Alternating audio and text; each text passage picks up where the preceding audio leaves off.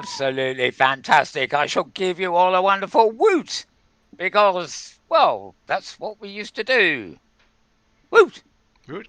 Ho ho. Yes. Yee-haw! And various other exclamations, which you are not interested in at all, are you? You're just going to clap away. So clap again. Come on, guys. Should just prove that you still can do it. Yeah. Okay. This this is actually fine. This is absolutely what I needed to get me started. So, welcome everybody to Metaworld News. These are going to be our news headlines for the week ending the 9th of May 2021. And that date still exists. Whether a week or two now still exists in the future, or when you look at, never mind, that's going to confuse me. Right, paradoxes all round. Okay. My name is Mal Burns, MAL, and BURNS. But if you want to find me on Twitter, you've got to go to twitter.com/Malburns, MALBURNS, because I get squashed. Like everything else on the web, it gets squashed. Spaces are just not approved of in Clicker land. Okay, we also have twitter.com/Metaworld News. Again, two words equally squashed. Um, and all the links I'm going to be talking about, you'll find at the former week, twitter.com/Malbones. There's nothing, unless I mention it, that you won't find there. Some of the videos later on, I'll have to redirect you. Okay, and if you heard that little snigger in the background, this is because I'm joined by none less than James Outloud. Welcome, James. Oh, well, thank you, Mal. I am back again to do our wonderful program, and I don't have a regular shirt, but I'm a big fan of Star Trek, and so Aren't we all? Daisy Winthorpe has a store here at Sansar, and she just released some new versions of her Star Trek costumes. And so I thought, well, Oh, that's great fun. I need a Star Trek costume, so there we are. yeah. It's really quite lovely. And it actually reminds me of a real world woolen sweater I've got. Ah, Where, yeah. jumped up top. I mean, the more I look at it now, it doesn't because the collar's different and everything else. But yeah, very stylish, I must say. Sort of, and actually, that would have looked really stylish if the grey bits at the top. You Yeah, should yeah. if you coloured your mask to match your jumper. Okay. Yes, you're getting a critique this week. Yeah, I Colour your wish. mask. You need to get a mask for every costume you're going to wear on the show, so you're colour matching your, Uh, you know. yeah, I You wish I can have had a some clothing skills. That would be really enjoyable. yeah, some of those bouncing dancing t-shirts that you get and stuff would look Yeah. quite good as masks. Yep. It's funny, it's in the real world. 90% of the time, I just see people wearing a boring medical colour whitish sort of one or a black mask and Hmm. not much else, unless they're wearing a scarf to make match. But when I look online, where there's models wearing fashions and stuff like this, there's a whole fashion strand in masks these days. They've been around Right. long enough now that you got different shapes, you got different sizes, you got different fabrics, you got different patterns, regardless of the fabric. I can never find them. I mean, come on, I want to go back to the 70s. I demand a leopard skin mask to go with my leopard skin pants, Hmm. which were flares, probably. Or was it a leopard skin shirt? I can't remember. I better not go into that. Everything was leopard skin at some point. That's right. Oh dear, those were the days. Anyway, yeah, thank you for joining us, James. I should Yes. tell the listeners that James is also a great one for fiddling with all the knobs we got around here. Yep, he actually brings my desktop to your screen as well as my avatar. And my avatar in another position, and possibly another position. You can switch all these little views all together as we go along to give you a bit more of a visual boost, shall we say, instead of Hmm. just me being my talking head. So we'll get on with that. So thank you for that too, James. Certainly. Now, as I said, um, headlines are for the week ending 9th of May, and you can find everything at, for the beginning anyway, Twitter. No, I was about to say malburns.com Twitter. No, it's twitter.com/malburns. That will get you there. The other one won't. Right. Now, although I'm about to deliver news for the week ending the 9th of May, the first item of news, which James will probably move to the screen now, is actually dated May the 3rd, Monday, of course, but in fact, it's another retrospective of the week before. It's Scar Ghost's normal thing. Let's cue Scar Ghost, shall we? Oh! Taru. Yes. Good old Anthony. SKARREDGHOST.com. Yeah, easy when you try. Yep. And yeah, his XR Wheat Peak is a regular feature. And he's basically looking at the uh, week of March, I think, given the way he's done that date. Anyway, it's basically the week. No, that wouldn't be right, would it? Who knows? Anyway, it's the week up to last weekend. So this post from Monday is actually covering much the same time period as this show did last week. Anyway, this is his first roundup for May, so he says welcome there. And he's he's inviting you to join him in upcoming events, including a nice fireside chat, evening Central European time, morning PST, amazing univirtual event, which I'll be covering a bit as we go. I don't know. Basically on Wednesday, I don't know where he might be around because he's sort of involved in the background, but it's a must stop chat on I think it's Wednesday, but we'll get to it when it comes up. With Charlie Fink and Caitlin Krauss, Philip Rosedale, and a lot of luminaries all talking about where virtual worlds are going, kind of thing. Anyway, HGC, it's hype and everything else. Third, pending news about ViveCon, which is coming up, if not actually happening at the moment. Facebook, yeah, more acquisitions for them. I don't know, a few hundred more this week, no doubt. They just buy up the world bit by bit. Oh, a nice little bird I heard in the background there. I don't know where from. Very more here, I think. Oh, I didn't know we had birds on this region. Yeah, I don't know Anyway, where a bird Facebook would come is, from. Right. yeah, it's a bit odd that. I don't mind. Lovely ambience there, really. Right, and Oculus stuff and everything else. So, you got it all there, really. And yeah. Oh, Apple has added spatial AR features to an app on the iPad called Clips. It's not, as far as I know, on the Mac OS itself. Um, AirLink is providing a more stable experience than virtual desktop. That's interesting. Anyway, general stuff, but since it's basically covering the week before this last one gone by, then we'll pass on that for now. But go to SKARREDGHOST.com for that blog and more. And there may be more. Some of the more may be coming up. Now, moving on, we're going to Forbes. Now, this is not Charlie's Fink's column. This is Kathy Hackey. Yes, she was in a couple of these things during the week. And she has her own column here. This is CMO Network, although you'll find it at Forbes.com. And all I'm going to say about this is that it has triggered massive threads of conversation in Twitter during the week. And I don't really follow that many threads and lots of discussion in Twitter because I'm busy looking for news posts. But because because I posted this originally, it seems to be that everybody's talking about it in the thread. I'm getting an email saying people have contributed.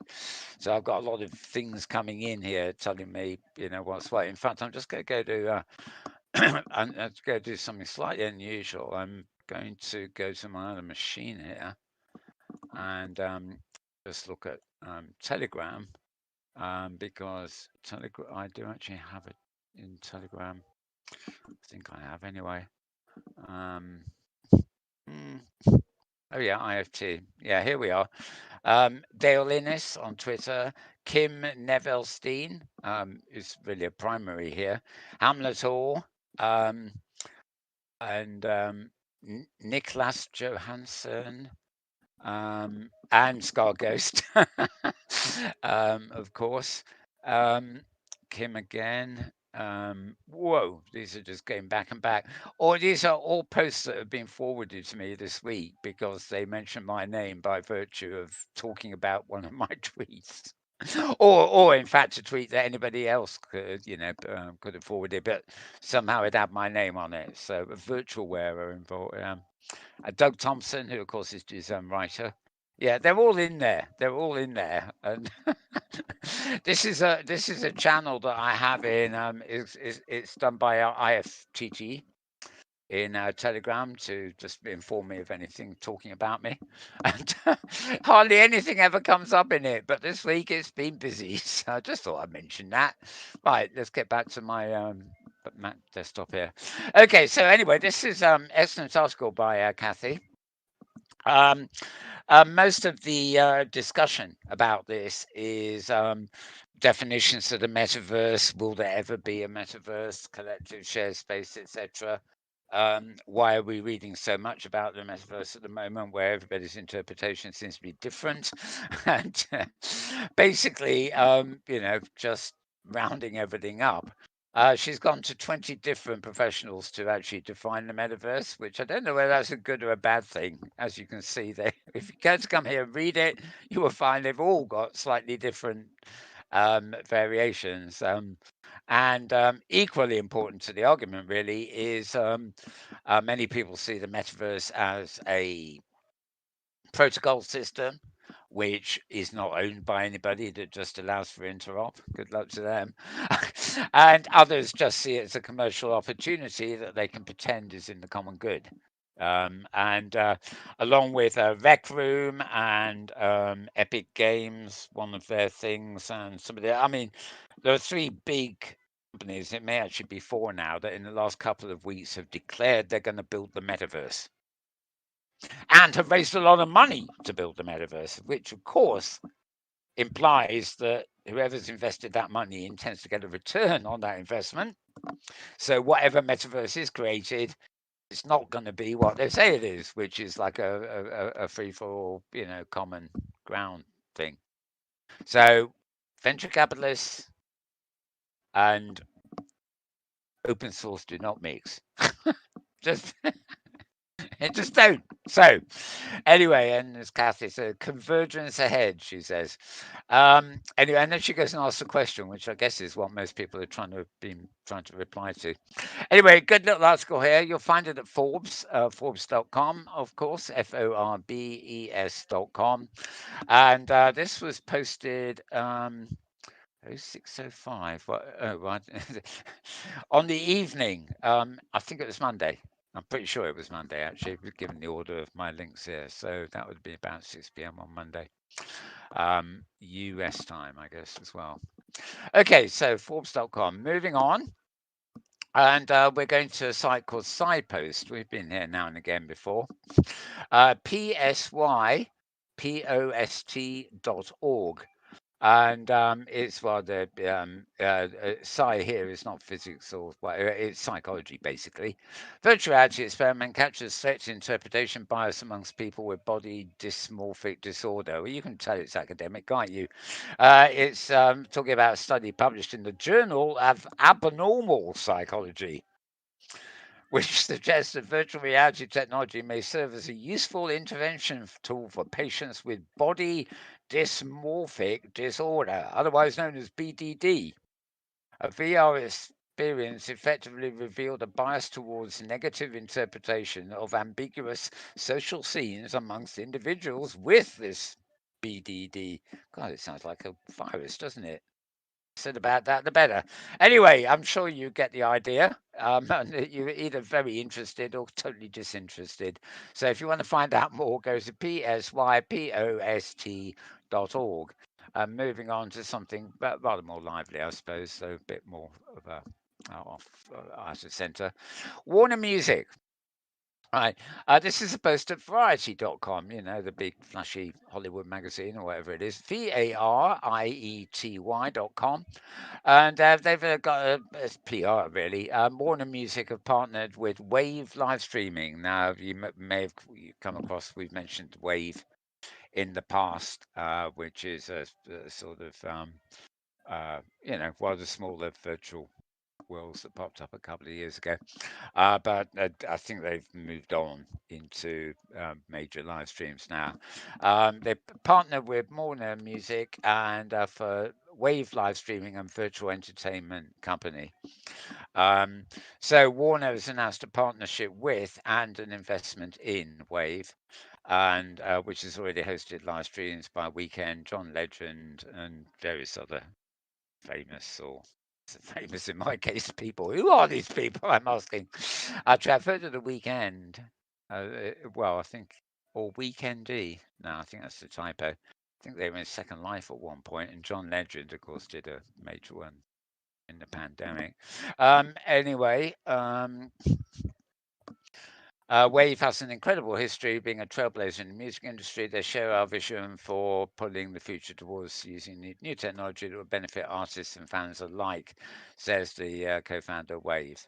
Sorry, WMG, of course, is the Warner one. Bit difficult when you've got two companies beginning with a W. You're not quite sure which is talking at the. Yes, never mind. Anyway, yeah, it's variety, so a good source, but obviously just a short post, really delivering the news. So variety.com for that, and moving into this is what I was mentioning at the top of the show. This is a post. You'll find it at vibella.com, Virbela.com. Vibella is a platform, not to be confused with Vicadia, by the way. They both begin with V. That's really all they have in common. Vibella is a very quick and easy platform to use. I've been there on a number of occasions, usually for vaguely educational kind of work. Very simplistic avatars, very simplistic navigation, but not but not appallingly basic. Coming up this week, the metaverse, a glimpse into the future of work. It's a one-of-a-kind interactive panel presentation with the founders of Vibella, Second Life, High Fidelity, and other thought leaders in XR. Brought to you by Vibella, High Fidelity, and all the All Nights, of course. The dates, yep, it's just going to come in. Oh, yes, it's coming in. May 13th, which I believe is Wednesday. Hang on, 9th. Oh, hang on. We're in the 9th today, aren't we? 10, 11, 12, and 11. Oh, it's Thursday, not Wednesday. 12 p.m. Pacific time, which is 8 p.m. here in the UK, and I think that means it's 9 p.m. In the rest of Europe at the moment. You have to go and register, but the tickets are free if you want to come in, and they'll send you a link to get to the Vibella Open Campus. And the site here is quite attractive. All the pictures behind the text keep moving all over the place, but they're just sort of showing off the platform. And yeah, there's Kathy, there's Philip. Philip's an interesting expression on his face for that one. Charlie Fink, of course, and Alex Howland, who's the president of the Vibella company. And yeah, so what is the metaverse? What will play in the future work? Why has the metaverse and virtual worlds become a more relevant topic of today than ever? And what are technology requirements still needed to encourage mass adoption? I imagine it would be a very interesting talk, although I'm slightly apprehensive about their reaching any kind of sensible conclusion, because that is not a question that can easily be answered, especially these days, actually. But there again, great big food for thought, I imagine. So virbela.com, where you can check out that, and obviously if you click on the register now button, you can register, and that will get you in on Thursday at noon Pacific, 8 p.m. UK. Right, moving on. This company Tencent ought to be Like the name is ringing in my head as somebody I should know, but I can't think who they are. You don't know anything about Tencent, do you, James? No, no, I've I, not heard of it. no, no, no, no. Okay, I think they're a tech company of some sort. Anyway, Or Bitcoin? Are they a anyway, Bitcoin kind of thing? they might be. I thought there was maybe something like an ISP or backbone Mm. provider, but Mm-hmm. I don't know really. Yep. Anyway, whoever they are, they've backed instrumental launches. They've backed. It's a Tencent backed instrumental launches virtual music venue in Avakin Life. This is an oldie, with over 500,000 attendances in the opening weekend. One does wonder when you get these figures. God, this is May the 4th. Yesterday's big music industry was Warner Music had acquired Wave, a minority stake in Wave. But in another corner of the metaverse, oh God, this sounds wonderful, doesn't it? It's a novel. But over in another corner of the metaverse, Luke Skywalker was dead. Oh, sorry, wrong thingy. Right, the first chapter of a potentially transformative partnership between another music company and virtual world was already playing out. Tencent backed Instrumental is best known in the industry for its AI driven A&R scouting tools. Ah, right. But it also runs an in house label, 45, for the, sorry, that signs and works with independent artists who they discover through their tech. And they got a new Avakin live creator, Lockwood Publishing, itself accepted a 25 million US dollar investment from Tencent last year, and it's all beginning to bear fruit, as they say here. Um, Collaboration seeks to give independent artists a platform to reach new fans through Avakin Live, which is Lockwood's online community and social mobile social world. That's where I know it from. It was one of the original social worlds on the iPad, I think, amongst others. It's a mobile world. And there we go. And that lady is the CEO of. No, she isn't. That's a Conrad. Uh, Conrad's a male, I think, isn't it? I don't know. Okay, it's it was instrumental CEO Conrad with the details being there were over 500,000 attendances at the New Music Society across the weekend. To put that number into context, it's around double the typical annual attendee figure of Coachella or indeed Glastonbury. Hmm. I I can't believe they had more people than Glastonbury in a thing online that I'd never heard of or had no use in Well, advance of. But Google tells me that Tencent is a Chinese multinational investment company, that's it. so Yeah, of they course could they have a are. lot of Yeah. people. Oh yeah, yeah. Um, yeah, indeed, indeed. It's just I'm very confused how I did not hear about the event on my radar. Hmm. If indeed it is a massive, social thing with 500,000 attendees. I would like to have been there just to see how they cope with it. Right. Were they all in one place, or was it just? I mean, for all I know, it's 500,000 people watching on YouTube. That is not particularly exciting. Anyway, that's it. The lady there, by the way, is Lindsay Mitchison, who is again at the company called Instrumental and runs the New Music Society, which basically is the brand that is putting on the virtual events themselves. Um, yeah, okay. They opened their doors with a week-long virtual residency from Nashville-based singer-songwriter Leanna Firestone, and it goes on about Firestone. Apparently that. Sorry. Yeah. Anyway, loads of stuff there, and oh, okay. Yeah, here, man. There's something else here. The partnership, first announced by both Instrumental and Lockwood since they each received investment from Tencent last year.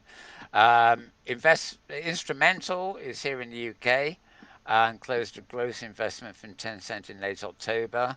And Lockwood are also in the UK here, which makes it even more daft I didn't hear about it. Hmm. both companies in the background are UK companies, but Your spy financed by. network is failing. I know. Well, it's Yeah, better. Well, if they're financed by China, China's probably blocked me from something. possible, I don't right? know. You know what China's like. They've got all sorts of tech. They've probably got about 20 different pieces of tech in my own 40 different pieces of tech. China's very powerful. Maybe that's why Madame A is in such a bad mood recently. Mm. Something to do with yeah, maybe. Oh no, what Makes do one they to do? wonder, right? They could kidnap me and put me in jail for spying, couldn't they? I I don't wonder know. if there are I don't know any. about that. Yeah, I say Iran certainly does that. Iran's been doing that a bit. You'd need to be Poor la- extradited though, wouldn't you? Yes, yeah, there's a poor lady from Britain here. She's been held in Iran. She's just a harmless sightseer or something, but Iran's decided they needed a hostage because they think Britain owes them a lot of money, Mm, which okay. we probably do actually, but that's beside the point. Okay, moving on, moving on. The site I'm at here, by the way, lest I forget. This is a bit odd. This is a bit odd. Okay, musicbusinessworldwide.com. So it's all long word, the squashed word. MusicBusinessWorldWide. I guess it's not particularly forgettable, but it is an awfully long L. Musicbusinessworldwide.com is what you want. I'm moving on to a really easy L. Hmm. This is Gold ACUK, GOLD dot AC dot UK. And this is quite interesting, sort of offshoot sort of thing. It's come about because of the pandemic and stuff like that. Um, it's a dance performance thing, a remote and distributed real time motion capture digital dance showcase. There you go. Um, and funded by a COVID grant and in association with Goldsmith Media, Communication, Cultural Studies, etc. Um, okay, you can book and follow the event and. All right, doesn't say. I'll tell you what I need to do here. When I saw this originally, it would have been on a web page. So I'm just going to switch to the web page itself. See if I can get anything else out.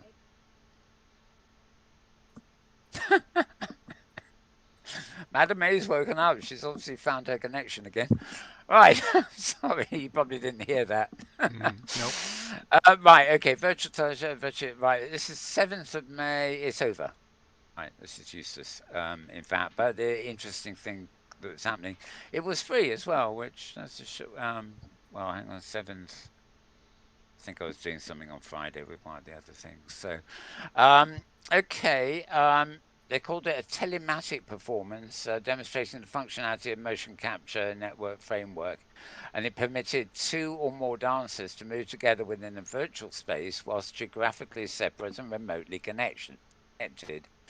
So, I mean, this is obviously, serious dance entertainment, but you can think of what it was doing basically, especially from that picture there, is they created, these are more symbolic than anything else, but they get each of the dancers has motion capture suits on and has an avatar. But the performance they're bringing to the audience, it's a bit like filming a dance event in Second Life, where the avatars are actually not only choreographed, but they would, in this case, be motion captured and yet they're not actually in the same space. And oh, it's fun. It's fun. I mean, obviously, it's very difficult for ballet. But imagine the classic ballet thing where the male dancer picks up the woman and bounces on her hands and twists her around and catches her and stuff. I can't see two dancers in remote locations doing that feat on stage Hmm. virtually, but within reason. When it comes to choreography, I mean, something that would work, of course, is like the chorus dance, from musicals, or where there's a line of chorus girls in sync doing the same sort of thing, where they'd actually touch each other. They're in a line, so they could they could easily be doing that in a line and be individually present in the virtual world. Anyway, so I'm afraid this thing's over actually, but as I say, gold.ac.uk is where you can find about it. That's Goldsmiths, they're the University of London. And, well, since that's over, I shall pass on that for now. I don't know whether they've got anything similar coming up or whether there's any more dates planned for that. So I've missed the 7th of May, so we'll leave that for now. Moving on to techcrunch.com. You've heard of them, haven't you? Yes. Yep. techcrunch.com. And this is everybody's got something to contribute these days, haven't they? Well, at least they're not claiming to be starting a metaverse for $65 I was million. going to say, right. This is an avatar startup called Genies. I think they've been around a while, actually. But they've scored $65 million US dollars, of course, right? Led by Mary Meekers Bond, whoever this is. But this well, yeah, I know where I've heard of them before. They were actually making and providing avatars for celebrities. They netted a string of successful partnerships with celebrity musicians. LA-based Genius has come closer than any other startup, of course, blah blah, before to realizing the full vision of wide-reaching avatar platform. Come across. I hope this isn't Chinese too. It's written like it is. Sorry. Anyway, it's a startup that is still around, and they've closed the deal. And I guess she's an investment person, Mary Meeker, and her firm Bond. She will be joining Genie's board as part of the deal. The company didn't disclose the most recent valuation. Blah blah blah. In October, the company announced a brand partnership with Gucci, opening the startup to another big market opportunity.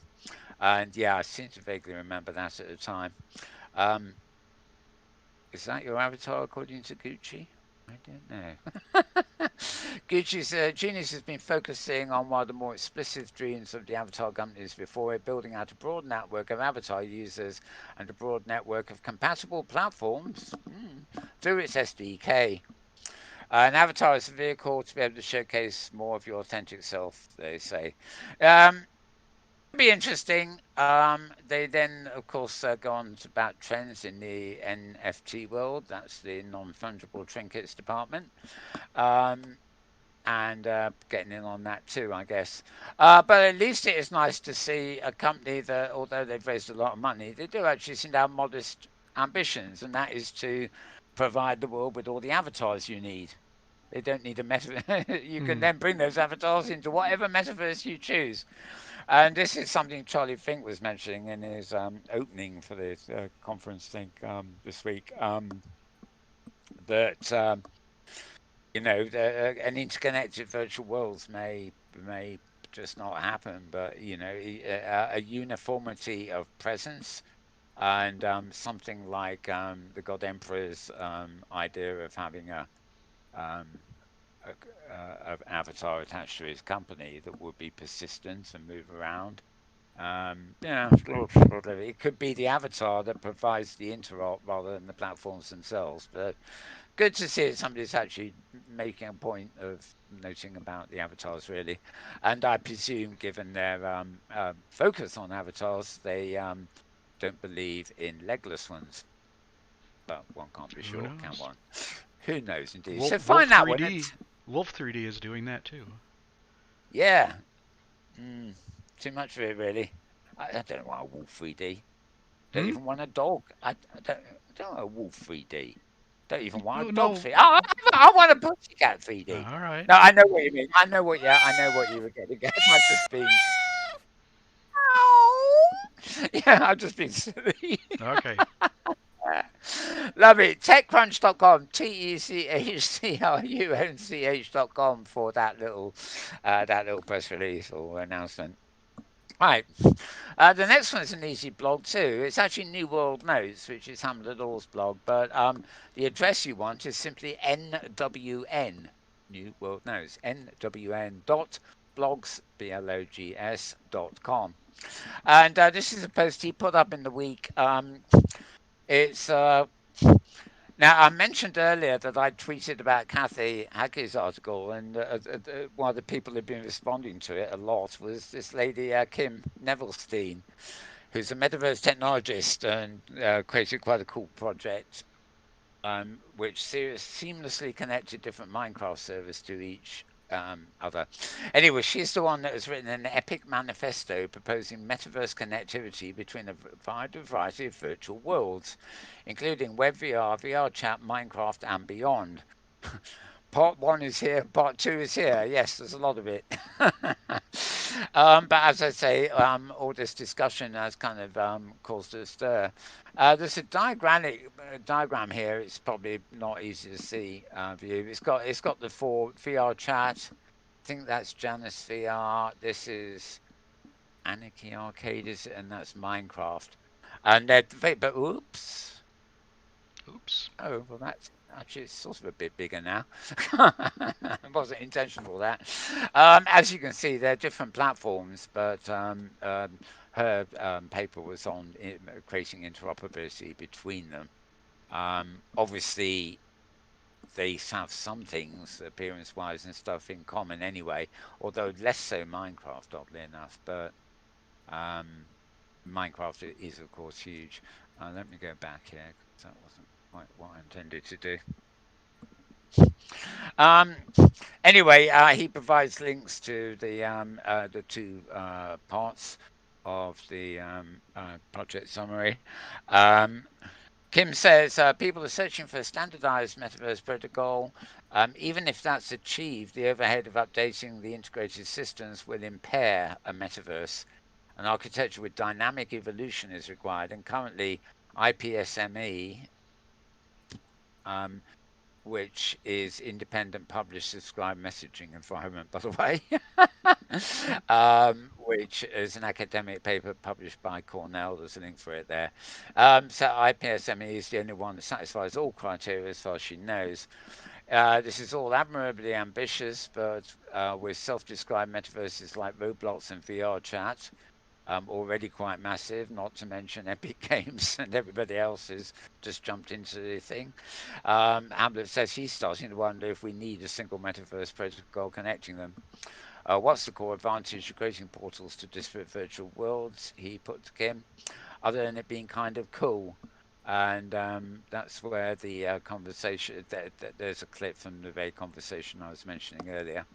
I'm basically getting every every link in this conversation because I was mentioned in the first one, but it's a useful distraction, should I say. Camlet says his sense is there's more than enough room for many metaverses.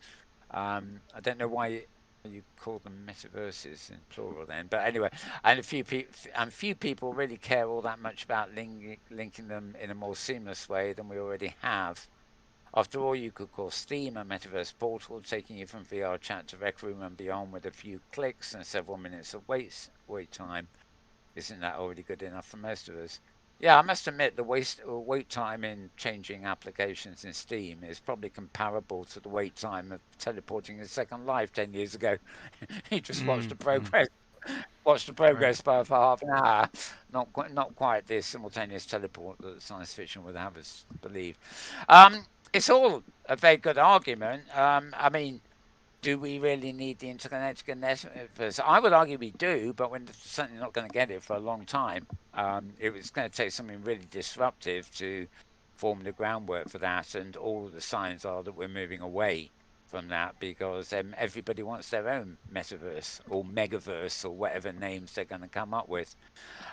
Even the phrase metaverse is so abused now. It's like the term online. It's and virtual. It has all sorts of things to do with other than virtual reality. Names get hijacked and abused, and before you know it, they mean something completely different.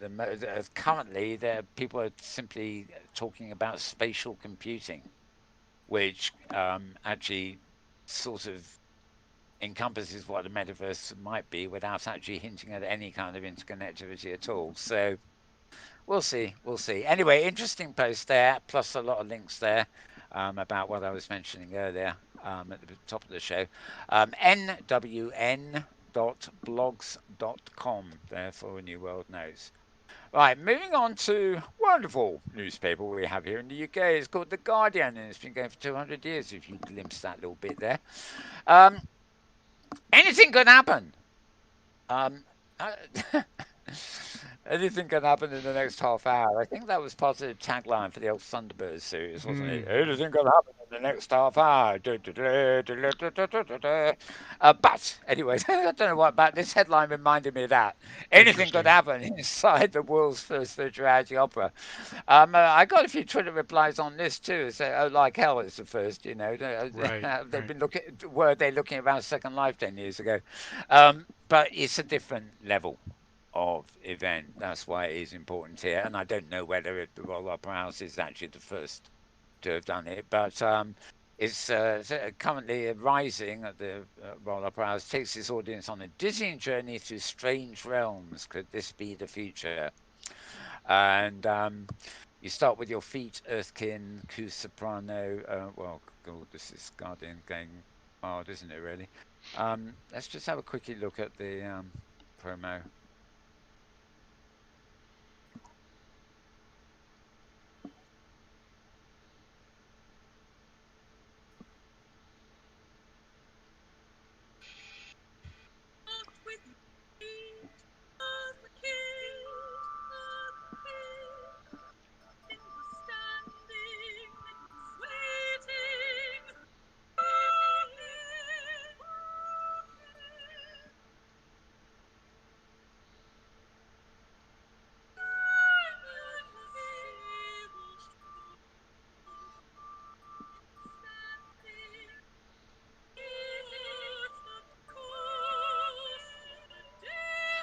Oh, well, well. Well, no offense to opera, but I think that woman's voice would break my microphone if I had it any louder. Hmm. It's an acquired taste. I do like some opera, but not that. Right, okay. Basically, the whole opera is packed into 15 minutes, and which makes it feel even more overwhelming, apparently. Um, in the first room, it's like an Escher like projections of impossible staircases, etc. And well, they've gone overwhelmed on the surrealism. Um, uh, what is most radical about current rising is not the technology, but how the creative process has been flipped on its head. Rather than a composer setting the liberalist words to music and leaving the music to be interpreted by directors, etc., um, they developed the idea of the hyperreal opera and only later brought on board the creatives to create the music and choreography. So it was the idea came first, as they often do, of course. Okay, so the Linbury Theatre, London, and it starts on the 21st of May, which is uh, what? It's about 3 weeks from now, something like that. No, 2 weeks probably. Um, Okay, so you can read all about that at theguardian.com, sorry,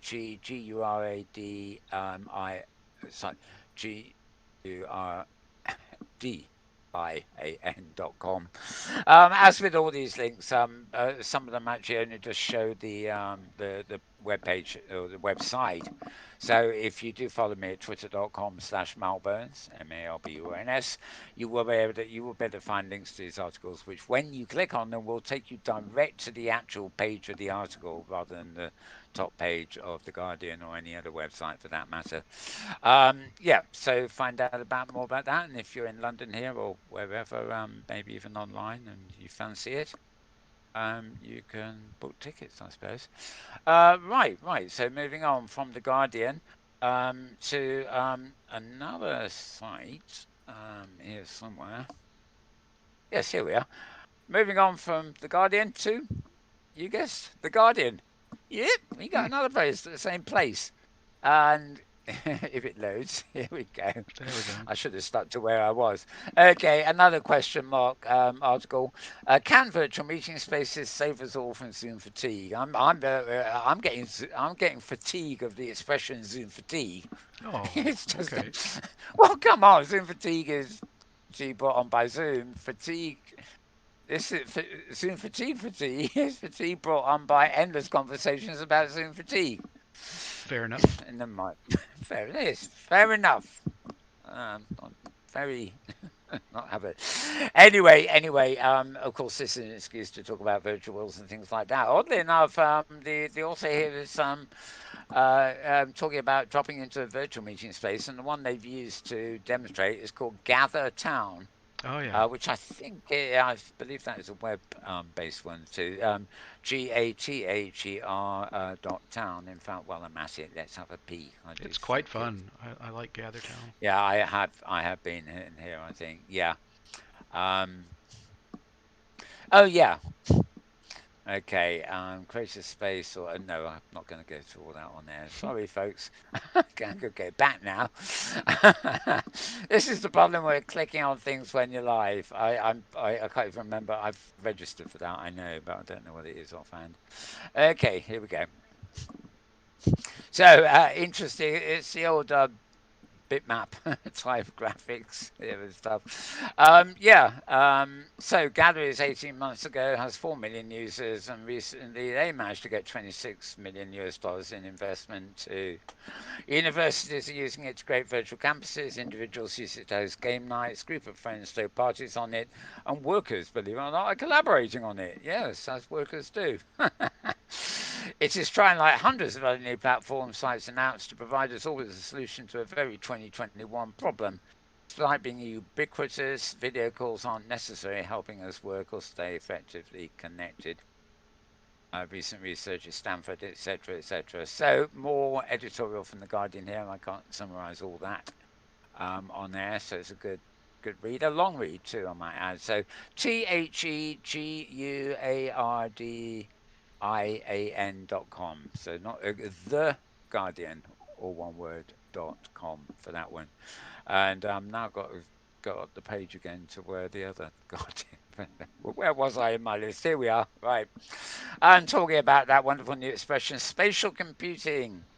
2020 lessons, 2021 outlook, basically. And this is from a site called Artillery Co. Hmm. I don't think it has anything to do with like artillery, soldiers with guns or whatever. It's ARTI double L. God, where's my magnifier? Sometimes these are just too. ARTILLRY not com, co, artillery.co. And it's got charts Hmm. on it, and it's not type of good business, by the way. Uh, an executive summary. This is all based on an RL, I gather. The table of contents and oh, you name it, they've got it there. Yeah, you're really only getting a summary. The actual document is going to cost you $1,000. They can keep it. They can keep it. And I think I posted. I think. Well, I'll play it here quickly rather than playing it later. So 2020 was clearly a turbulent year, but activity in spatial computing was calm. And that's actually a good thing, as the sector's early and erratic days have sort of transitioned to slow and steady growth. And the Right. That's it's about 4 minutes. This thing. It's also a quick edit. The same guy, but like doing different extracted from different bits of a talk. Um, so yeah, like there's another bit of him and more graphs and stuff like that. Regardless of the price and everything, it's just there's a little bit of summary here basically, and telling you to subscribe to get reports.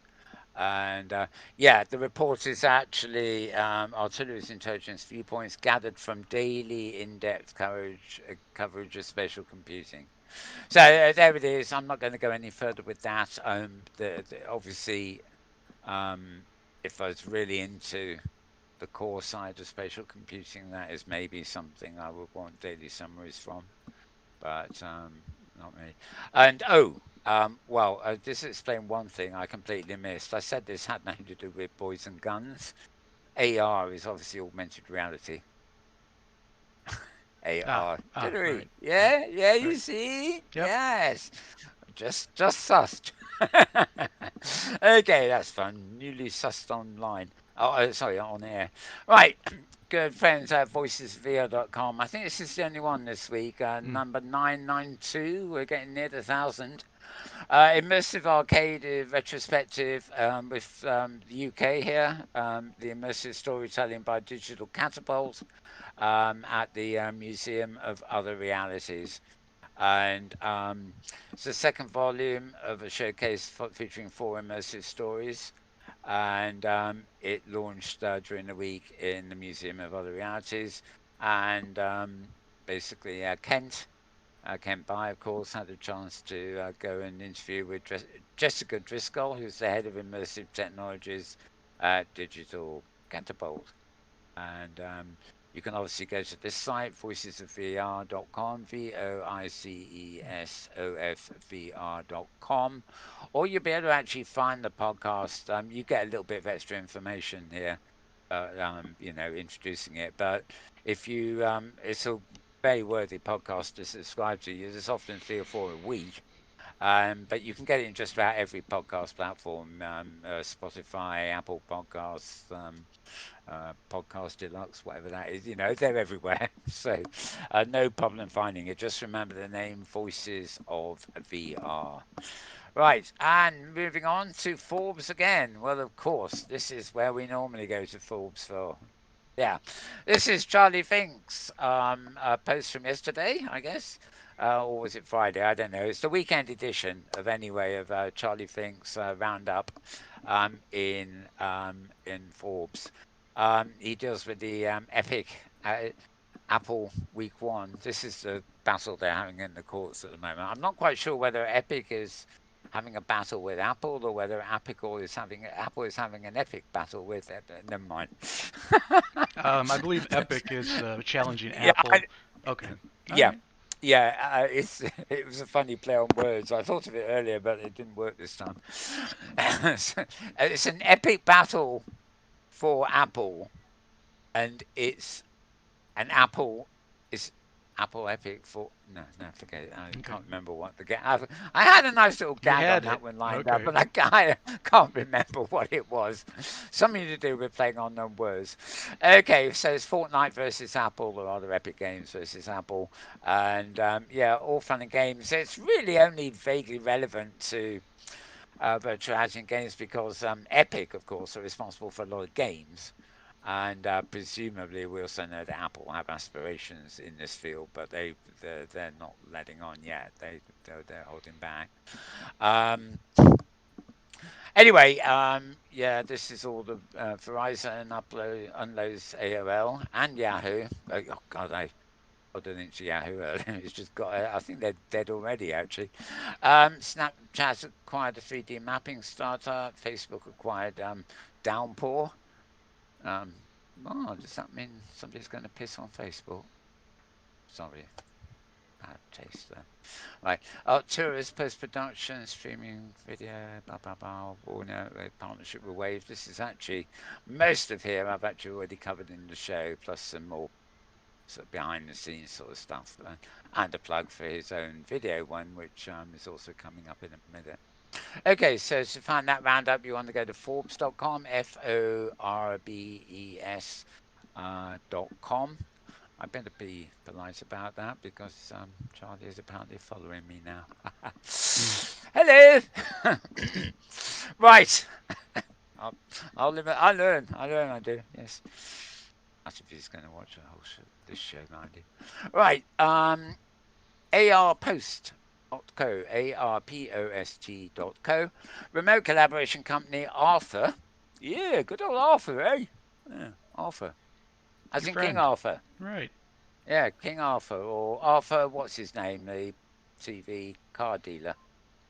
Who knows? Who knows? Can't remember his name now. Or Arthur Grant, Edgar Broughton's bassist. Or, well, and now we're getting obscure, aren't we? Yeah. Right, remote collaboration company Arthur. They're just cool. They've rolled out their first major updates. They're a VR collaboration platform, and they've just announced a slew of new updates ranging from aesthetic to immensely powerful and practical. Arthur has been on the AR post radar for a while now, but they haven't got a proper write-up. So let's crack in. Yes.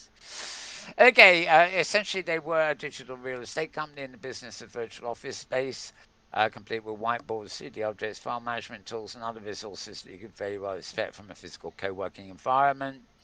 Their clients are those with workforces and clientele that are widely geographically dispersed, etc. As you can see, I don't know what engine they use or whether they got their own, but whatever it is by and large legless, as you can see. So, it's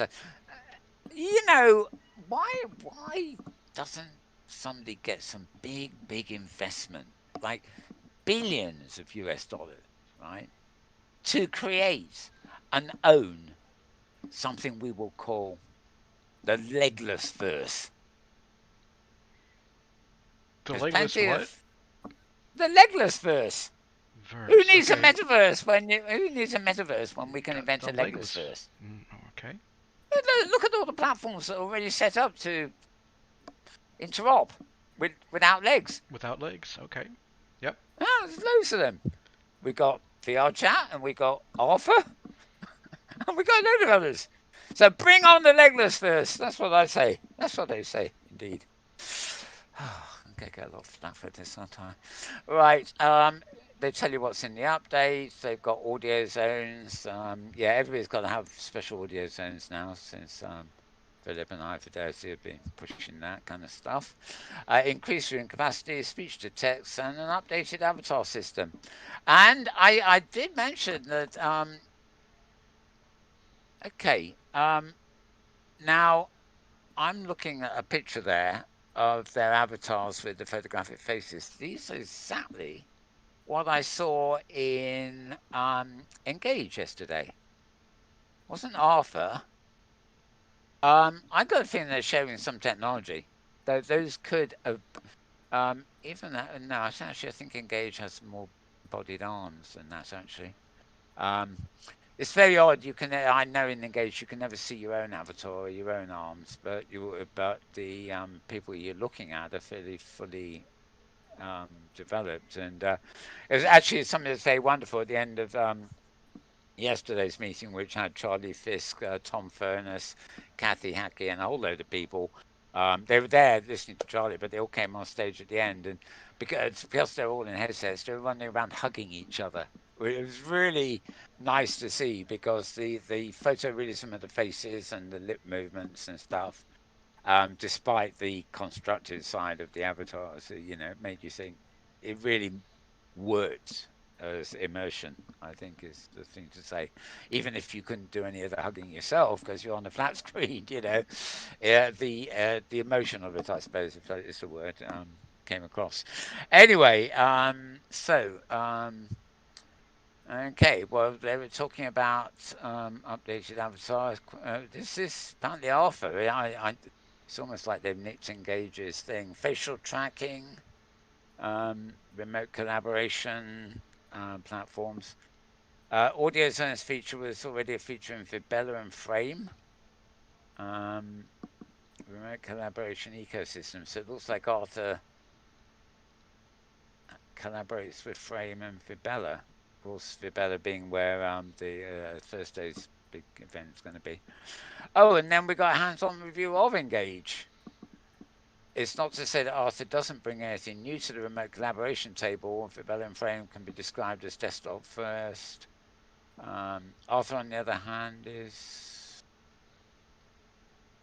I think Arthur must be in Engage or something like that. It doesn't make it at all clear there. Clearly, I think Arthur themselves are the ones who want PR or money, even though they may be using Engage as their host, as it were. ARPost.co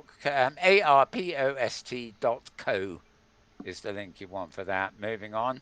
And bring on the wolf. The wolf. Oh, oh. Well, I don't know why I keep thinking of it as a wolf. It's a ghost, isn't it? It's The supposed scar to. ghost. It's both. Yeah, It's I it's know. a ghostly wolf. It's a wolf howling at the moon in a landscape full of people wearing white sheets. That sounds good. Yeah, fair enough. Anyway, visit the Principality of Monaco in VR with D-World. Basically, an article about D-World and Monaco from, remember, Scar Ghost is Italy, but a big European focus. Um, he's apparently part of something called New Technology Walkers. And they're working on an interesting project of a startup called D-World that aims at making you visit virtually the various cities of the world. And they've obviously started with Monaco. Um, and he tells you all about what D-World is. Um, panoramic view of Monaco there. I don't know where that's from, D-World, or just a way of advertising Monaco. And it's a good target, actually, because Monaco is a principality. It's very small sort of city. It's like Luxembourg. It's one of these. Mm-hmm. You think of them as European countries or something, but by standards of any country, they're just like little islands. The only thing is they're landlocked. Anyway, so well, not landlocked as you can see from the water, but they're little bits, shall we say? um, Okay, he talks about collaborating on the project and how it's all been sorted. So it's a nice sort of inside track on how they're putting this thing together. And of course, Scar Ghost is not short of a word or two when it comes to writing about things. Surprisingly, he's far more eloquent in print than he is when he's talking. I find his accent very difficult to understand. But yeah, and he says you can try it, so you can head to the D World website and create an account and register for the alpha program, etc. I'm not going to click through because I very much suspect it's not all up and ready yet. You can try this greener version of Monaco now if you want. Oh, what the heck? Sorry. I think I may have been there already, actually. Oh, yeah. Yeah, okay. Yeah, you can go to that site and register. I think it may need a headset. I'm not exactly sure. This is actually dworldvr.com. So dworldvr.com. And I didn't have that one. Right, where were we? We were on.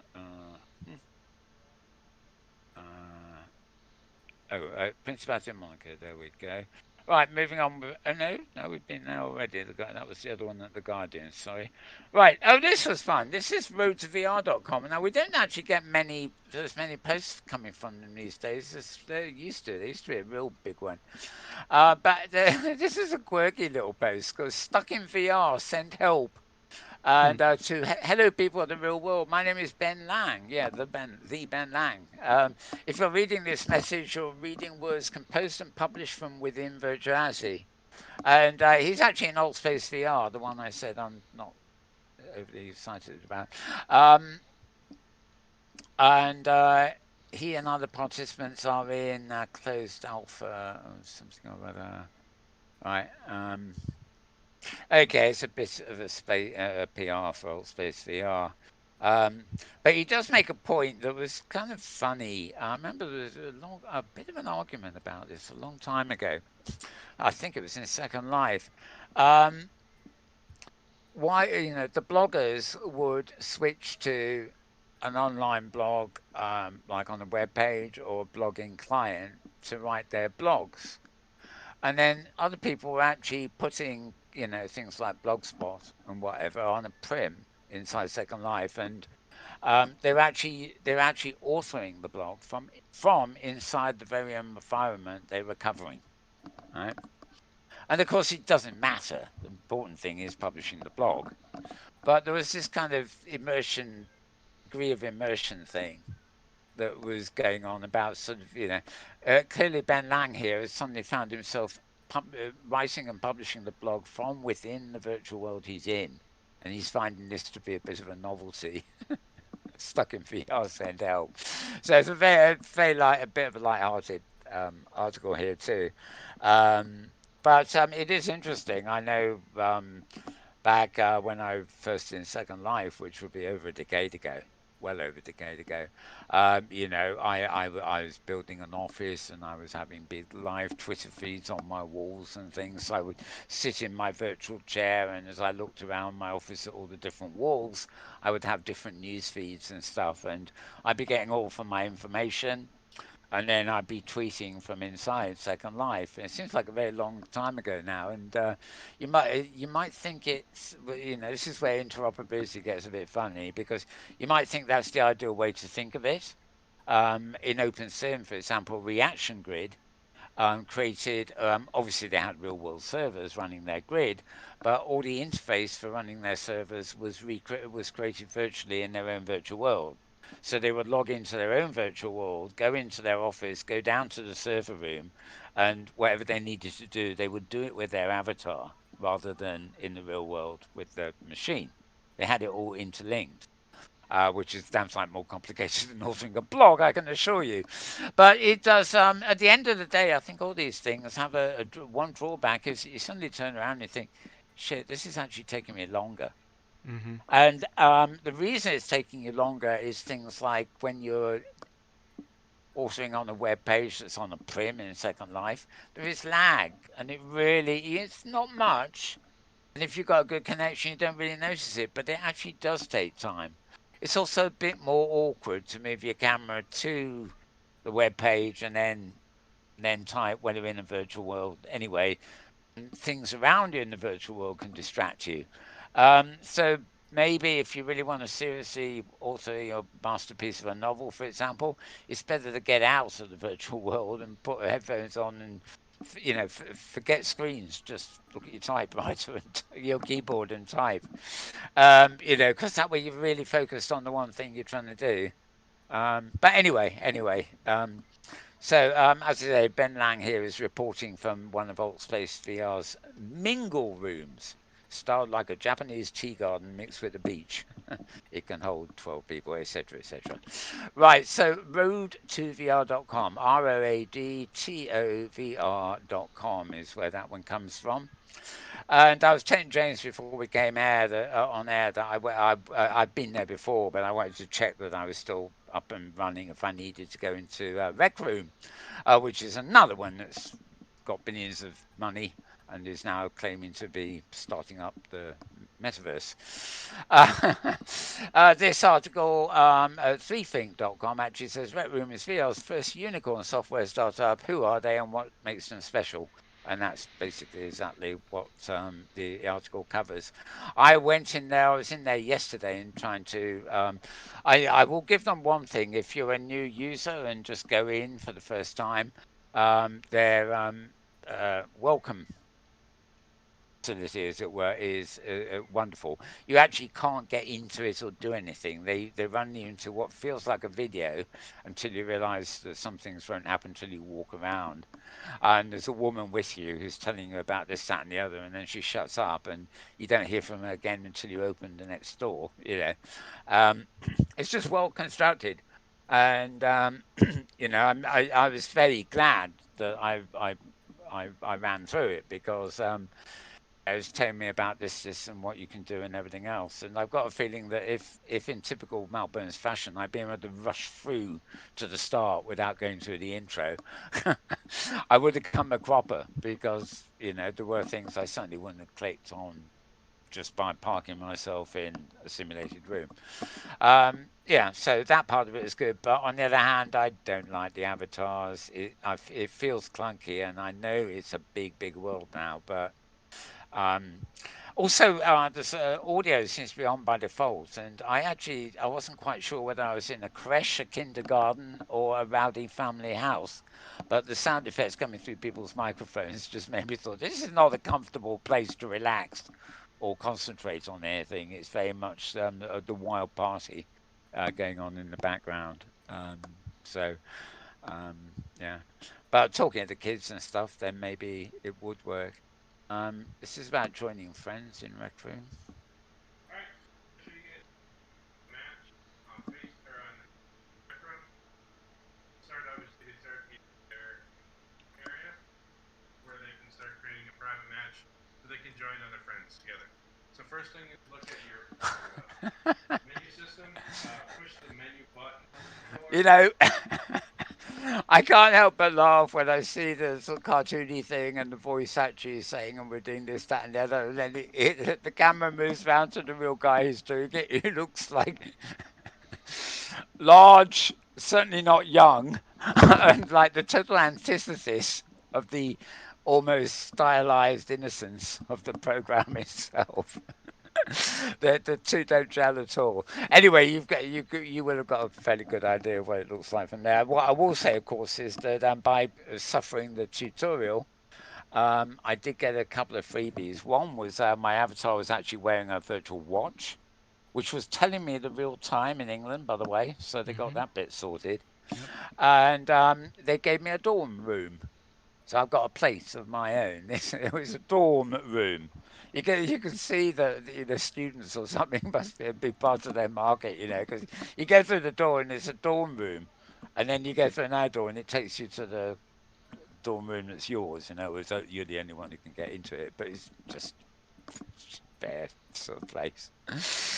Anyway, yeah, they too have got interesting thoughts about why cross-platform connection matters. But of course, here they are talking about cross-platform in terms of hardware. So they, instead of being VR exclusive, they're now on the PC, PlayStation, iOS, and most recently Xbox. That's interoperability with equipment, but it's not interoperability with other spaces. So it depends on what you mean when you say platform connection. Um, and yeah, okay. There's a fair old bit to read there if you want it. So the site you want there is freethink, freethink.com. And yeah, a bit about Rec Room there. Right, moving down here. Okay, Upload VR. We haven't been there yet today, but we will be going there anyway with some of the videos in a minute or two. This actually is an article about Vermilion, which brings realistic oil painting to VR. Now, we hear a lot about VR Rosie and people working with tilt brush and those kind of things. This is not just a painting system for VR, it's actually a realistic oil painting. No watercolors allowed, no acrylics allowed here. This is oil painting class. Yes, it is. It has traditional analog color mixing, which basically means you can take different pigments and mix them together on your palette to find the ideal tone. The picture there is not working, is it? It's also got an integrated web browser. No, it doesn't work on the web browser. It's got a web browser in it, so you can load things to stand next to your easel while you're actually painting. A great feature that has a very infinite office feel to it.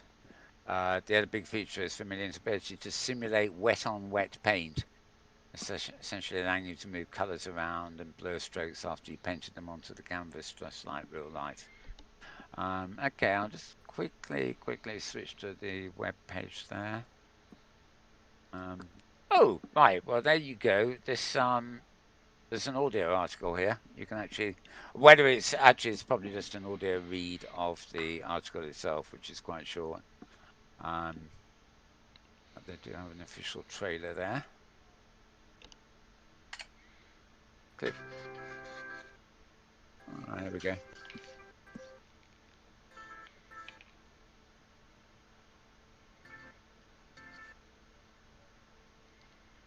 Oh.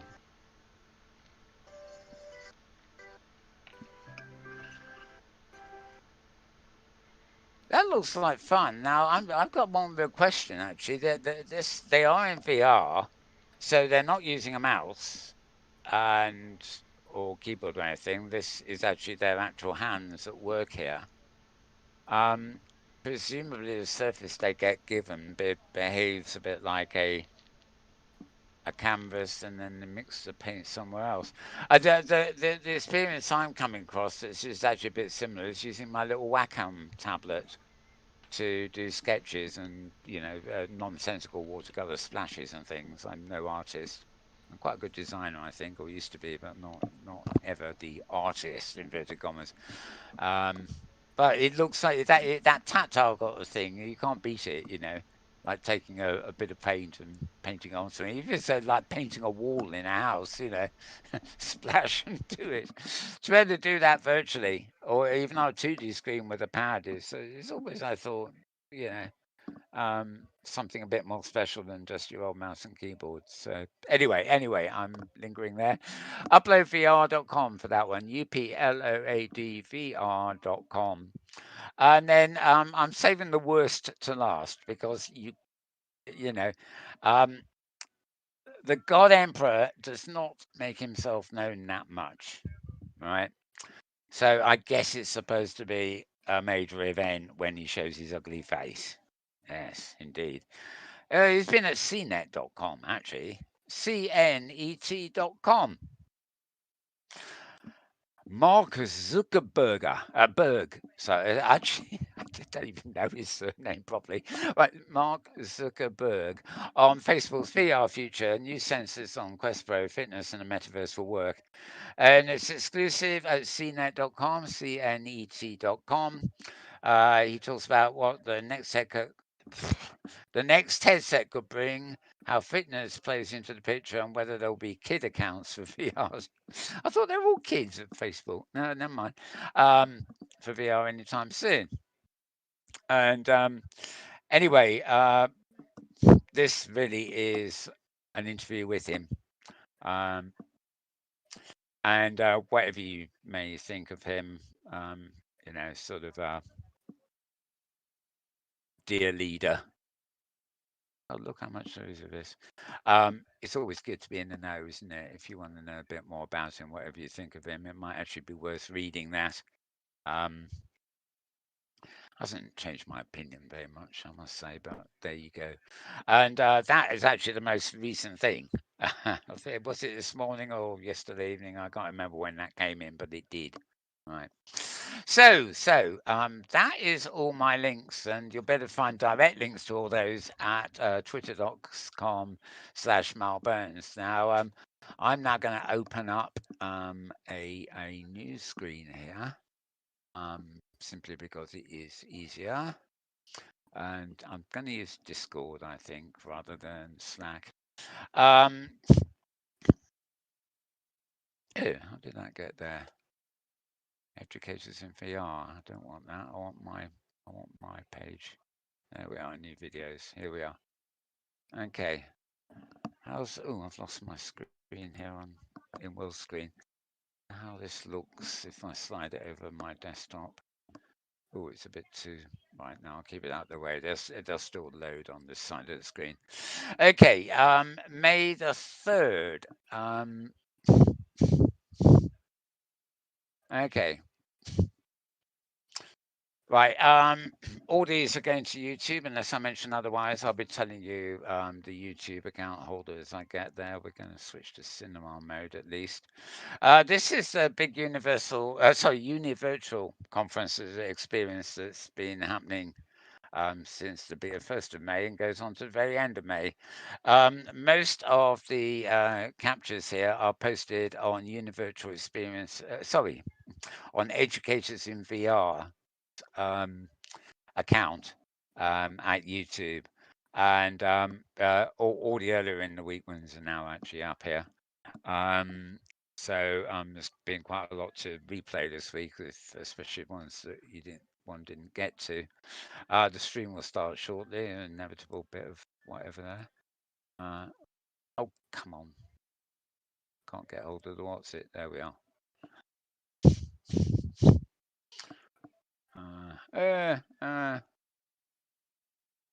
Okay, we got a wheelie. What's wrong? It's definitely here.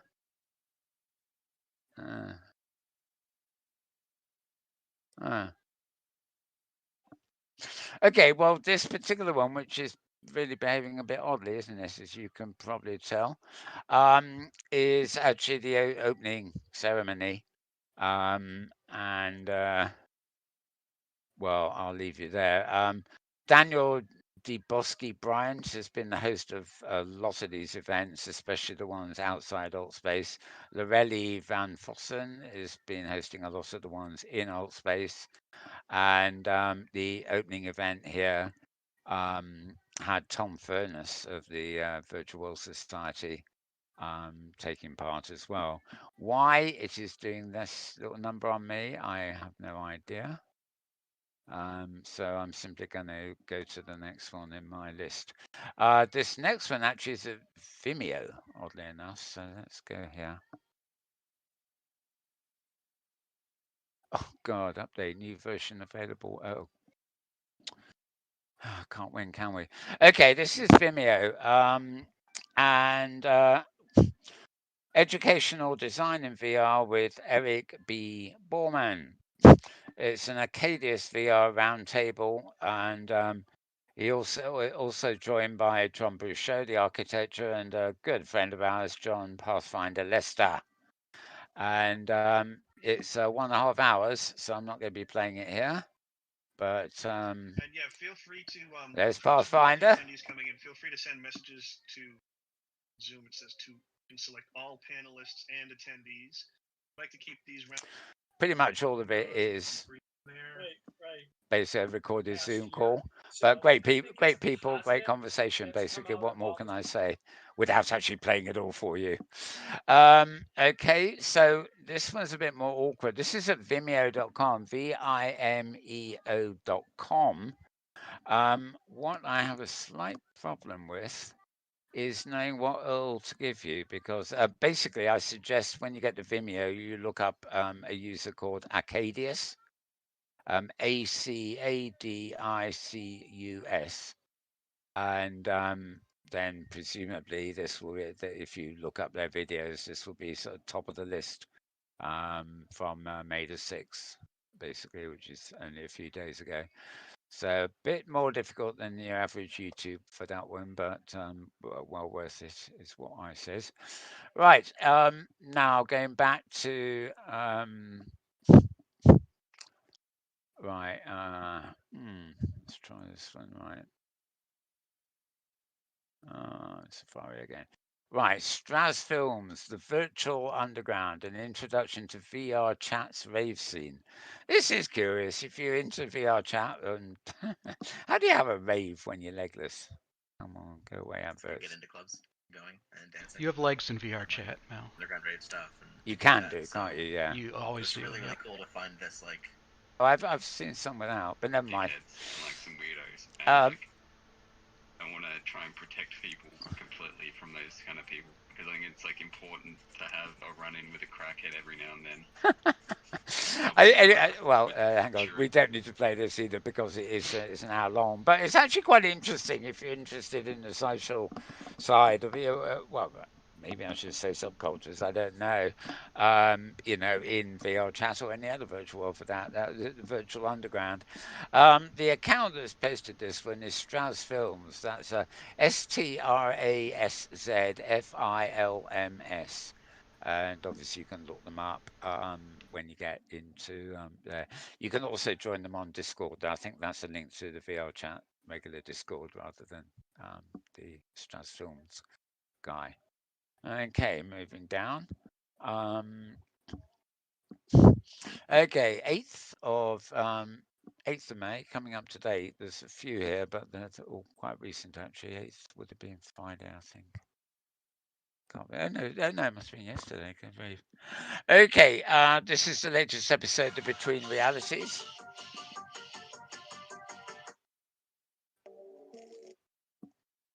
Bit of a long lead in there. There they are. hello. We know their faces. Right, the avatar behind them there is their guest. They're obviously real life in their virtual set, but the avatar behind them is a chap called Aspen Darkfire. And VR is truly transformational, brings a new perspective on things like identity, privacy, expression, or intimacy, which will challenge us to define what it means to be human. And today they're excited to have Half-Life Alex, which is a game modder, where somebody mangles it up. I don't know what mods it, modifies it. Yeah. And is a streamer and VR generalist, Aspin Dartfile, to offer his perspective on the influence of virtual reality in our lives. So another interesting show, not particularly gamer focused, more sort of a general sort of thing. You can find this Between Realities is the YouTube link you want for this. Between Space Realities, and you get one of these a week. They're all pretty good, so well worth hitting the. You can actually hit that button rather than just look them up, and then you'll get reminders, etc. Give reminders. I have two here. Oh, well, just wait for next week. Scar Ghost has just uploaded a new teaser for the up and coming HTC Vive headset. And right, I also have a post on anime in virtual reality, but more on that later because there's obviously not a good time to just follow my links while I'm live on TV. Okay, moving down this list, right? The last four more to go, and three of them are actually the univirtual experience here.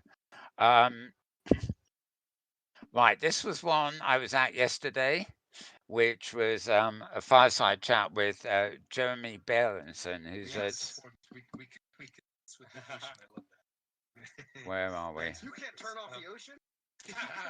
There's the chap himself. There we are. The camera angles get a bit odd. It's almost like the upload of his face doesn't quite fit on the avatar properly. But that's him. That's his avatar and his real world face. And I hate that. I'm right clicking thinking I can pan around, but I can't. I'm always doing that. Okay. Yep. Yeah, it's funny, and I'm always doing it. Right. Okay, now the link you want here is Educators in VR. So Educators space in space VR. VR in caps and E of Educators in caps, otherwise lowercase. And at the moment, for this month at least, it's probably well worth subscribing to them because all the sessions they're actually getting round to filming across various different worlds are actually being posted on this single channel. As I say, this is Jeremy Bilson, director of Stanford's Virtual Human Interaction Lab. He does actually, and as you can see, Caitlin Krause and various luminaries in the audience. He does actually cover a bit of his own history too, so it's quite an interesting sort of general kind of walk. Well, super interesting actually, excellent in fact. I better not say anything else, or they'll think I'm a groupie. Right. So I'm just going to put all these away, actually. For some reason, the pages are not closing behind me on this one. Right. Okay. So the next one, again, was one I was at yesterday. It was actually before that one we just saw. This is Father and Son in VR. And let me see, where are we here? I'm going to pause it. Oh, okay. Right. Basically, the guy David is comparing a lot of this. Actually, has been using various platforms, not Engage, where this is filmed, with his actual son Ziggy. And they're sort of talking about their joint experiences, and also some comment about the contrast between the things they can collaborate on and the things that his son can do better alone, and that he can do better alone because obviously they're not at the same age and they're not peers, so to speak. Yeah, and they're loading. And most of it takes place on a sandy beach. I think we're all here. Isn't this a completely different environment? And now we can learn. Oh, I've been there. And share.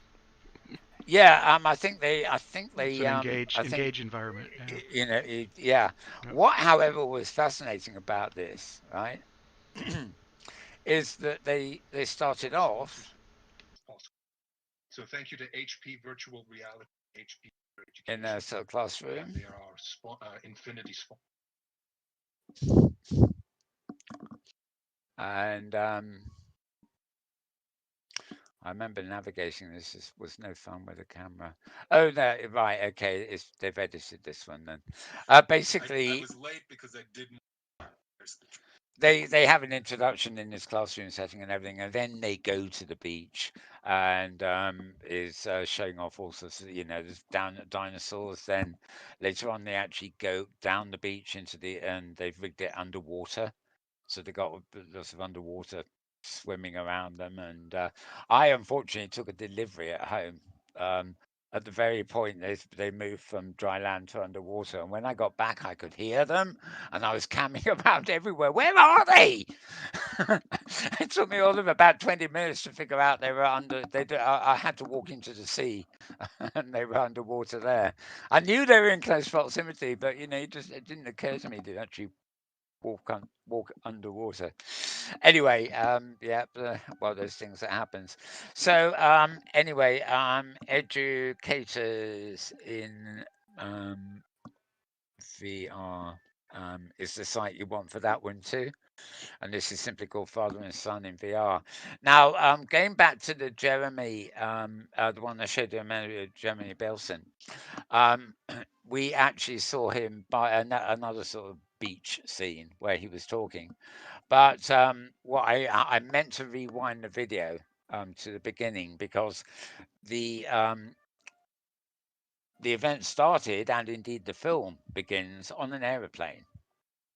And the talker is acting like a host, welcoming everybody aboard, playing some music for them, and basically loosening them up.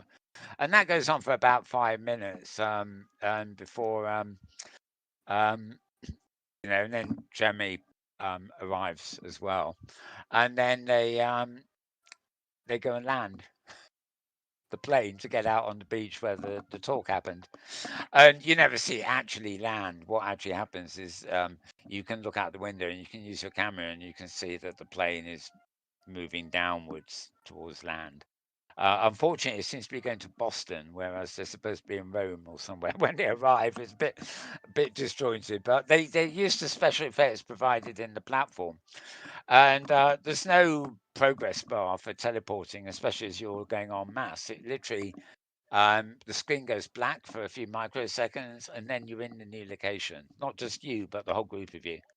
They can basically key it at their end, so you all change location, and it's not like trickery, like where you do it when you do it in Second Life. You're dependent on everybody being seated on, and what you do is you teleport the seat with them on it. Where this, however, when you land and get out the plane, you're in different positions. The positions you're in are not relative positions to where you are in the classroom, kind of thing, or in the plane. Sorry. So they were doing some intriguing things there. It had the feeling of, oh God, we can do this. Let's try it. It's a gimmick. Let's see what it would do. But and it was so.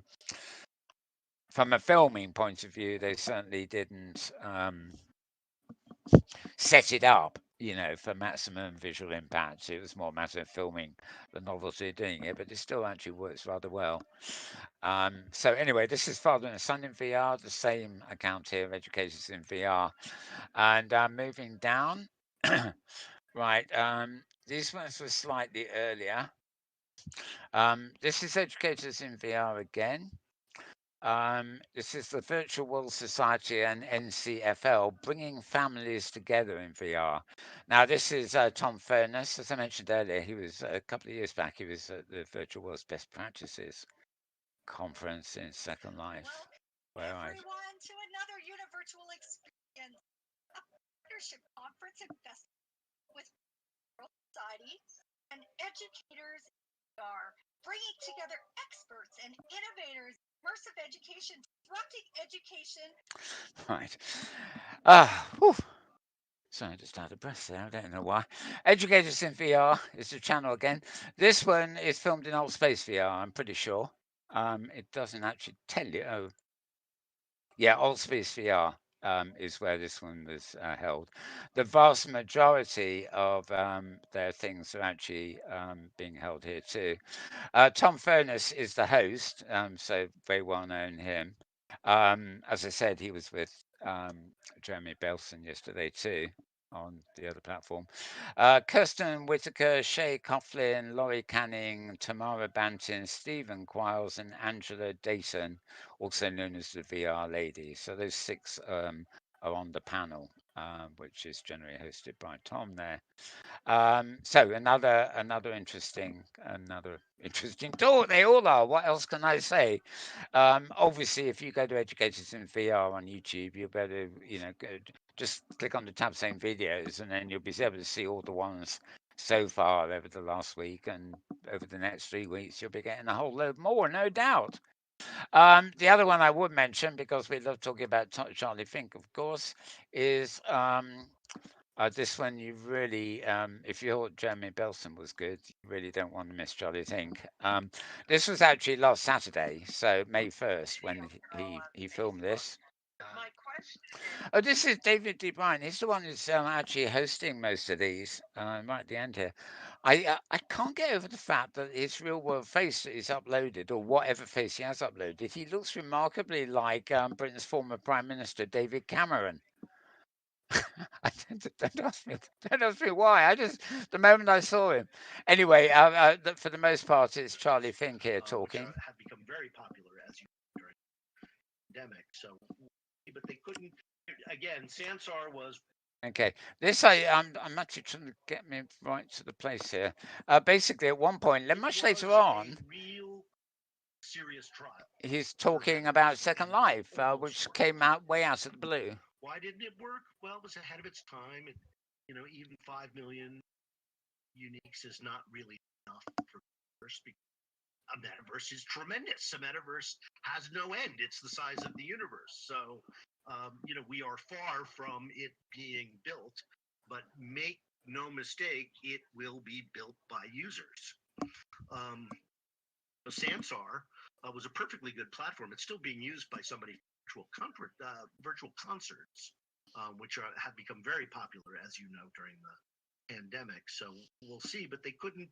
Again, Sansar was one of those many projects that were started in 2015 that people thought by 2018 or 2020 there would be, VR will have arrived and there'd be 60 million daily users, and none of that. That was all true, but the over optimism stranded a lot of companies, a lot of startups financially. Right. Gives you an idea. Very, very easy listening as well as very engaging. Engaged. Sorry, that was not meant to be a play on words. Great talker indeed there. And it's an hour and 5 minutes. The whole thing there. Again at Educators in VR. And I played you a bit extra on that one simply because it's about. It was mentioning Sansar and it's referencing Second Life, which. He was talking about a whole load of things, and when he switched to that little section on Second Life, it came out the blue because he'd been talking about all sorts of much more modern stuff. So when he suddenly went back in time to that, I thought, ooh, that's nice. Anyway, moving on, and and the last one, the last anything on this show today, really, I think, is another luminary. Which this was posted this morning, and this comes from Upload VR. I'm here. Oh. Licensed architect and software developer. Founded a company called expert in virtual architecture, and that's what we're talking about today, as well as better subjects. Right. Now, this isn't what this is a special one-off with Andrea here. I've heard her talking before, and she's very interesting. Whether you are interested in art, architecture or not. I mean, her breadth of knowledge here is vast in architecture and virtual spaces and everything else. She's a licensed architecture, but also programmer and stuff, as he was saying. So this is a very good one. Now, the account you want for this is Upload VR, all one word, upload with a U in capitals and then VR in capitals on the end of it. And you've got I've also got the website for Andrea as well, which if I can get to it, yeah, it's numena.de,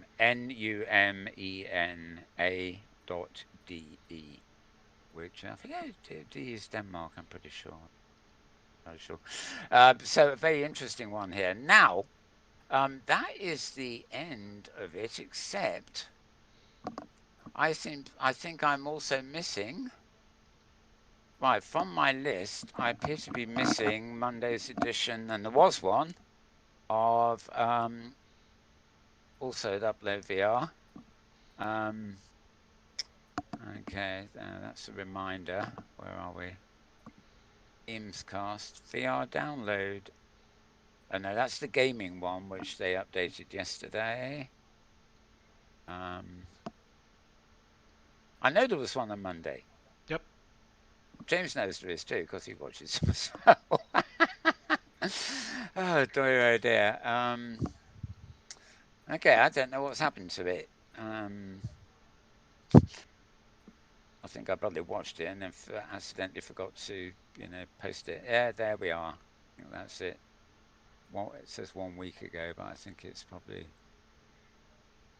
number 6. Facebook avatars, anchors, quest doc. Another episode of VR Download. Yes, this is one of our live shows that we do each week. We do 2 a week. Does this sound familiar, James? I'm not sure. The subject didn't sound right, but did you have something in particular to reference in it? Well, no. It's just that I clicked on the first one I could see, and it hasn't got a date on it, so I'm not sure. It says 1 week ago. Yeah, I think they have their promotional page set up on YouTube, so that doesn't actually show the list of videos. Well, that was number 6. Oh, well, no, I'm looking at the list of videos here. Oh, okay. But they've got them all mixed up, if you see what I mean. So that was Andrea just now. There it is. It's the second row down. Second row down to the right there. Yeah. On the 4th column, right there. This one. Yeah. Oh, yeah. So, streamed 5 days ago. Okay. I'll click the one more, I think. Okay. So, folks, again, the account we want here is Upload VR. And this was the edition from Monday. Hello, everyone, and welcome to another episode of VR Download, a weekly show. We discuss all sorts of fun hardware and industry news. I am your host. He's a very chirpy chap, isn't he? He is. Notice that we are in a he was very funny a week ago. Virtual studios. We're in a new room, a different room, because this is it. Yeah. Are 3 today. So who do I have over here? Why don't you start here on the left? It's Ian and Heaney. Hamilton. Thank you for joining us. I am very excited to I'll be tell here you what I'm going to do. hands. I'm in the wrong browser to tag it. Never mind. Percentages of better hands in here. I'll get it later. I don't care. They're just better hands. Anyway, I won't play it for you. This again is an hour long. Another always interesting show. This is actually their Monday edition, by the way. It's posted on Monday. They do another edition on Thursday, which by and large I don't tag and keep for you or even for myself anymore, because it's largely to do with gaming. You can get too much of a good thing, can't you? There's nothing wrong with the other show, the Thursday show. It's just that it's brief, as it were. Its range of interest is a wee bit beyond ours, or mine, should I say. Let's be frank, mine. Right, okay, so I think we're doing okay there. All right. James, any thoughts? Because that is literally the last link. That is it. All right. Well, the show was interesting on Monday because they were talking about the Facebook avatars and that the Oculus avatars are going to be changing at some point undetermined.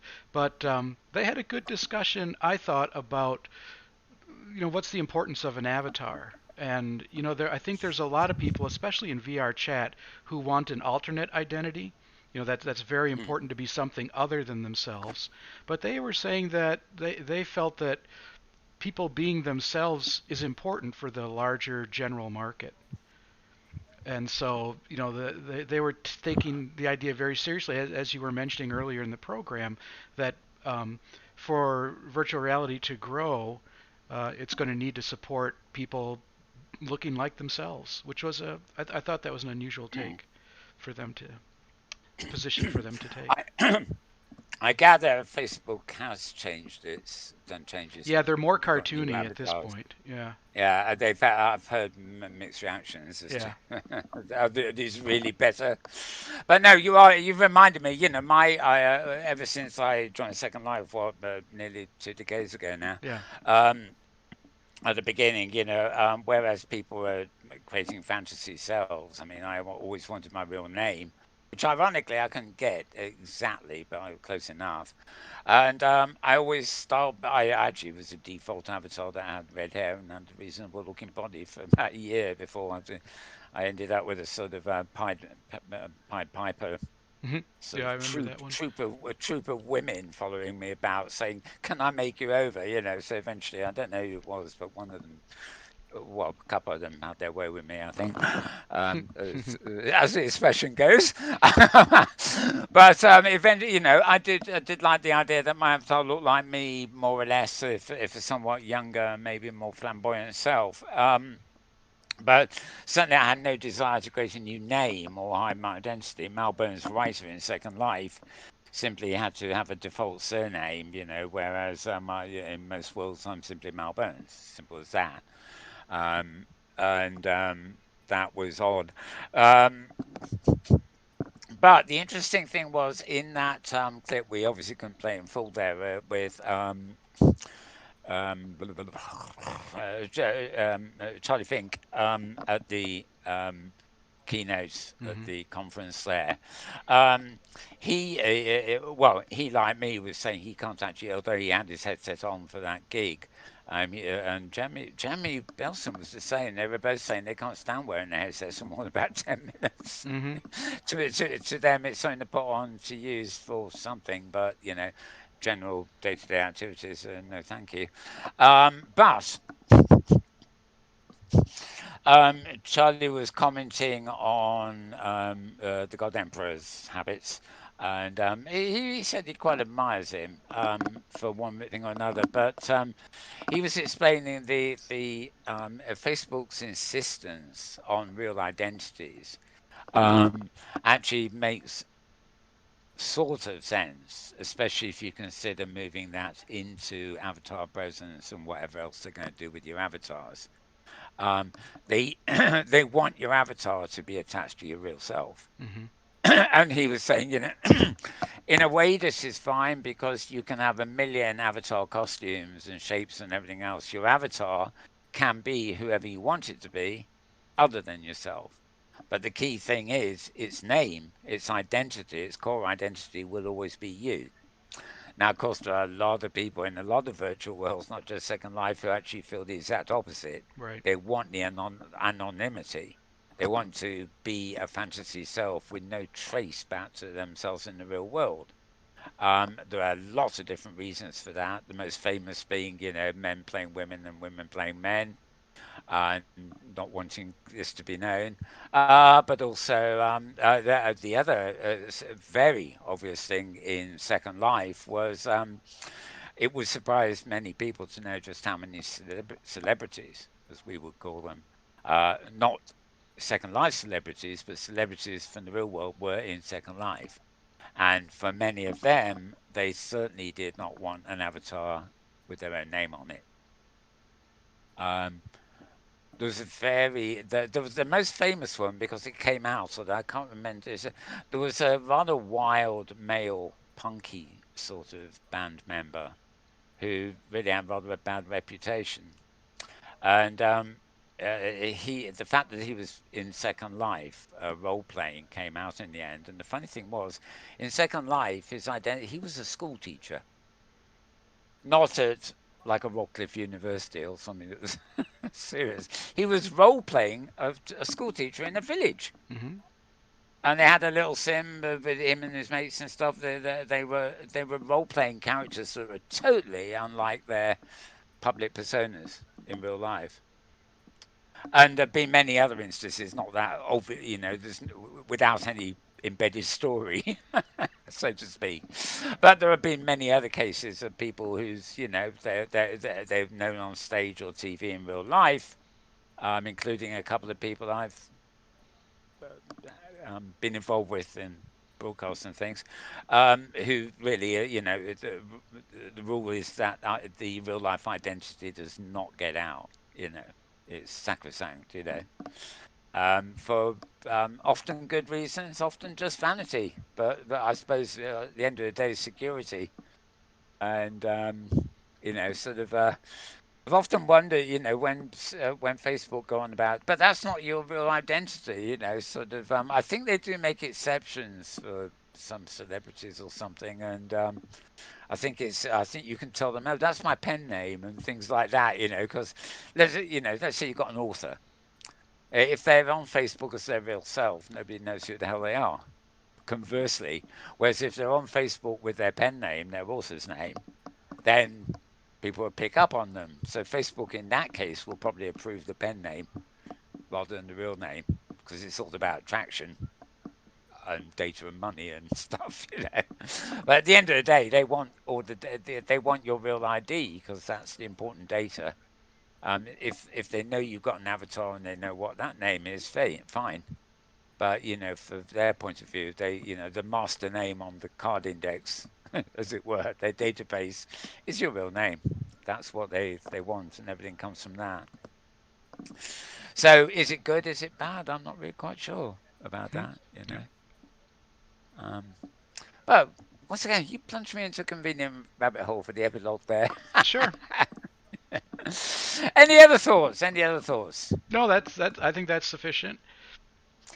It is. I don't know how long we've been this week, but I suspect we're 1 hour. We're closing in on 2. Quarters. All right. Well, maybe we couldn't get under 90 minutes this week, which is surprising. I thought we would, but I must have been rabbiting when I shouldn't have been. Okay. So it's goodbye from him. Whoa, that was fast. Yes, it was. I didn't have time to set up my shots here. Okay, let's go back here. We'll share on air. There we are. There's the shot composition. All right. All right, proceed. Right. Okay, so it's goodbye from him. And it's goodbye from him. Because when it comes to XR or AR or VR or MR or whatever R, you can rest assured that we are. We'll get it in unison one day.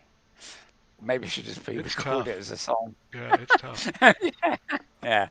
Right. Okay. So, quite seriously, we two are one, and we are about to vanish from your screens for another week.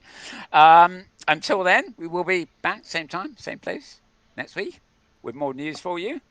And I hope you've enjoyed what we've given you this week. So until then, stay well, stay safe, stay indoors is appropriate, and yep, on the bright side, as Monty Python said. Bye for now.